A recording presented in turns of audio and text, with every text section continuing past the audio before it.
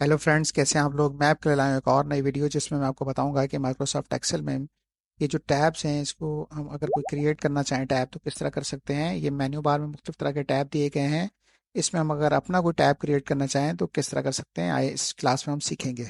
तो सबसे पहले हम यहाँ पे ऊपर कोने में फाइल का जो टैब है इसमें जाएंगे। फाइल के टैब में जाने के बाद नीचे ऑप्शन का टैब है, इसमें जाएंगे। इसमें जाने के बाद ये कस्टमाइज रिबन का टैब है, इसमें हम जाते हैं। हमारे पास मेन टैब्स का ऑप्शन है, इसके अंदर जो हमारे पास मेन्यू बार में टैब्स दिए गए हैं वो सारे टैब्स यहाँ पे शो हो रहे हैं।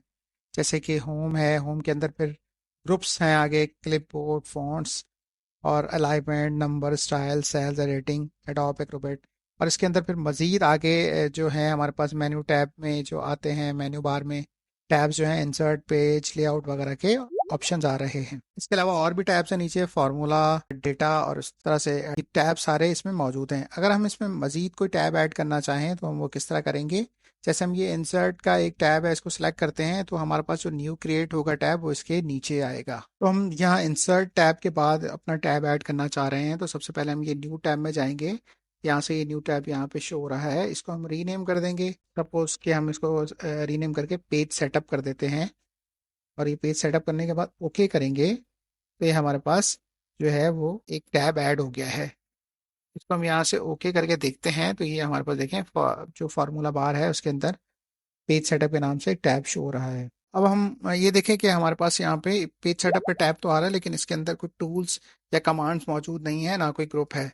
तो इसको हम ऐड करेंगे। यहाँ से जाके हम दोबारा ऑप्शन में जाते हैं और ये कस्टमाइज रिबन में जाते हैं और यहाँ पे जो न्यू ग्रुप का ऑप्शन है इसके अंदर जाके हम इसको रीनेम कर देते हैं। रीनेम करके हम इसको सपोज इसमें यहाँ पे कोई आइकन दे देते हैं यहाँ से। और इसको कोई सा भी आइकन हम यहाँ पे इसको दे देते हैं। आइकन देने के बाद हम इसमें इसको रीनेम कर देते हैं। इसको जैसे नेम दिया हमने तो ये हमारे पास जो है वो ग्रुप का जो नेम ऐड हो गया है। अब हम इसमें कमांड्स या टूल्स को ऐड करना चाहें तो वो कैसे करेंगे। यहाँ से हम जाएंगे, यहाँ से जो भी हमने अपने कमांड्स को या टूल्स को सिलेक्ट करना वो यहाँ से सिलेक्ट करें और उसको यहाँ से ऐड कर दें जाके। एक हमने ये कमांड इसको ऐड की है, एक हम दूसरी कमांड यहाँ से ऐड कर देते हैं। ये दो कमांड्स ऐड करने के बाद हम यहाँ से इसको ओके करेंगे तो ये हमारे पास एक टैब क्रिएट होके आ जाएगा। तो ये देखें हमारे पास पेज सेटअप के नाम से आ गया है और यहाँ से ग्रुप जो है वो प्रिंट प्रीव्यू के नाम से आ गया है। और ये जो दो कमांड्स हमने प्रिंट एरिया और क्विक प्रिंट जो कमांड्स हमने ऐड की थी वो इसमें ऐड हो गई हैं।